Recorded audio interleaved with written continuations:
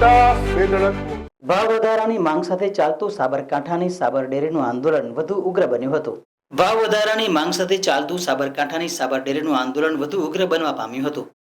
ઉશ્કેરાયેલ પશુપાલકોએ ડેરીના બંને ગેટ તોડ્યા હતા અને પશુપાલકોએ પથ્થરમારો કર્યો હતો.